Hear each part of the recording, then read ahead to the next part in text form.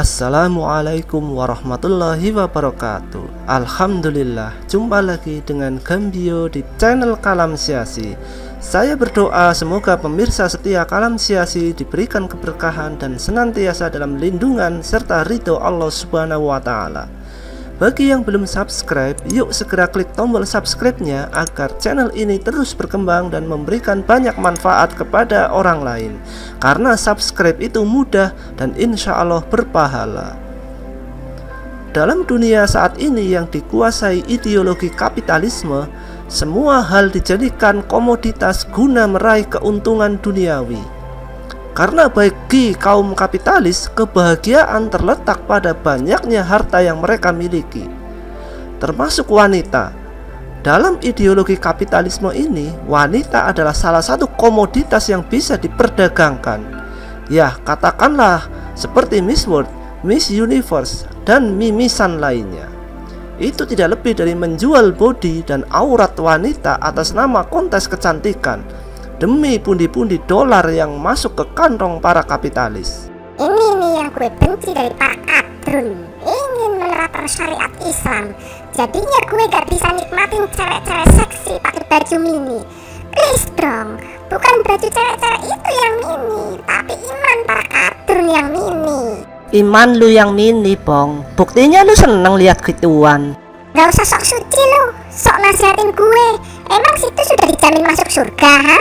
Nasehatin orang dengan kebaikan itu kewajiban, Bong. Ibadah. Yang penting sudah berusaha mempraktekkan apa yang sudah dinasehatkan, kan gitu. Banyak kaum sekuler kapitalis yang mengatakan Islam itu harus sesuai dengan perkembangan zaman. Sekarang bukan zaman onta lagi, sekarang zaman YouTube, kata mereka. Oke, kita pakai logika sederhana saja.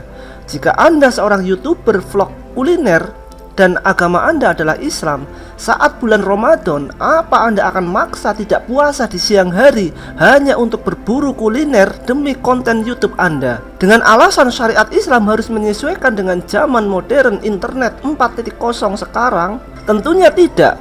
Pastinya Anda akan ngevlog kuliner saat buka puasa atau sahur. Dan ini malah justru makin menarik dan mengundang viewer di channel Anda.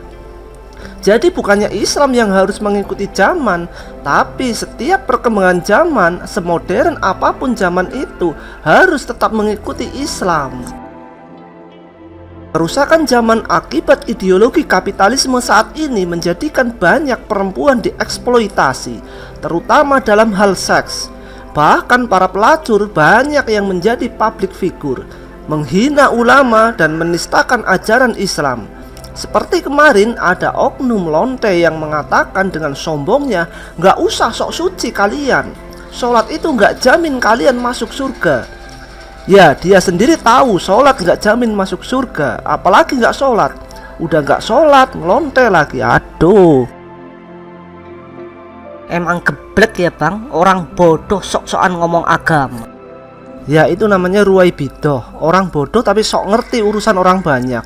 Ini akibat dari demokrasi, yaitu kebebasan berbicara sebebas mungkin. Akhirnya suara profesor disamakan dengan orang pandir, suara ulama disamakan dengan pelacur. Dari Abu Hurairah radhiyallahu anhu, beliau berkata, seseorang datang kepada Rasulullah Shallallahu alaihi wasallam dan berkata, "Wahai Rasulullah, kepada siapakah aku harus berbakti pertama kali?" Nabi SAW menjawab, "Ibumu." Dan orang tersebut kembali bertanya, "Kemudian siapa lagi?" Nabi SAW menjawab, "Ibumu." Lalu orang tersebut bertanya lagi, "Kepada siapa lagi?"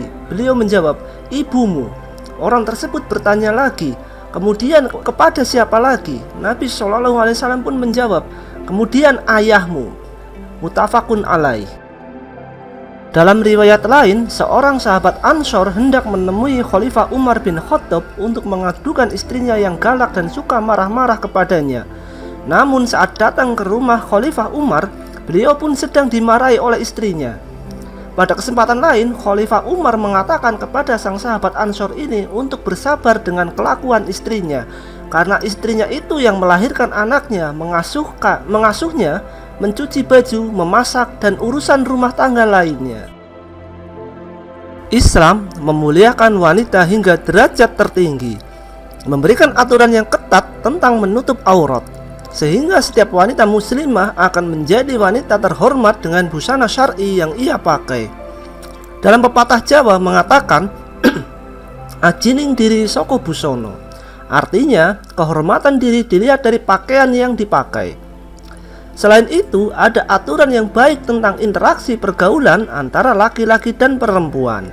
Tidak boleh laki-laki dan perempuan berkhalwat atau berdua-duaan tanpa ada mahram dan lainnya. Aturan pergaulan laki-laki dan perempuan dalam Islam sangat ketat dan memastikan bahwa seorang wanita tidak boleh disentuh oleh laki-laki yang bukan mahram sebelum dinikahi. Ulama-ulama besar seperti Imam Syafi'i pun diasuh dan dibesarkan oleh seorang ibu yang hebat. Bagaimana sang ibu Imam Syafi'i ini bisa menjadikan anaknya hafiz Quran di usia 6 tahun dan menjadi ulama besar yang dijadikan panutan hingga saat ini. Begitu pula Khalifah Harun ar-Rasyid yang tersohor dengan keadilannya dan kepemimpinannya yang hebat, tak lepas dari didikan ibunya. Jadi jelas, kapitalisme menjadikan wanita hanya komoditas dagang yang bisa dieksploitasi auratnya, bahkan diperdagangkan seksnya dengan jargon-jargon emansipasi dan kesetaraan gender. Sedangkan Islam menempatkan wanita sebagai makhluk yang terhormat dan sesuai kodratnya, yaitu sebagai ummu warobatul bait atau ibu pengatur dan manajer rumah tangga. Itulah betapa agungnya ajaran Islam sebagai sebuah ideologi dan ajaran yang pantas menguasai dunia ini.